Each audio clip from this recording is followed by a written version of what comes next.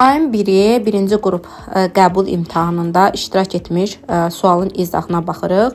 Əvvəlcə onu qeyd edim ki, sağ tərəfdə DİM test toplusundan bu suala oxşar suallarının şəklini vermişəm.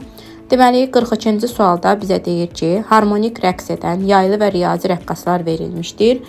Rəqqasların rəqs tezliyi bərabər olarsa, riyazi rəqqasın uzunluğunu hesablayın. Deməli, bizə şərtdə deyir ki, rəqqasların rəqs tezliyi bərabər olarsa, yəni nü1 bərabərdir nü2-yə.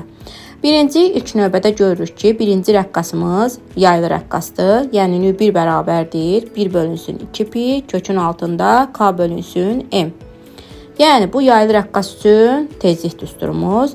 Riyazi rəqqas üçün isə nü2 bərabərdir 1 bölünsün 2pi, kökün altında j bölünsün l-dir düsturumuz. İndi biz bu düsturları bərabərləşdirək. 1 bölünsün 2pi bərabərdir, kökün altında k bölünsün m, bərabərdir 1 bölünsün 2pi, kökün altında j bölünsün l-ə. Biz bu bərabərliyi yazdıq, indi riyazi hesablamanı aparaq.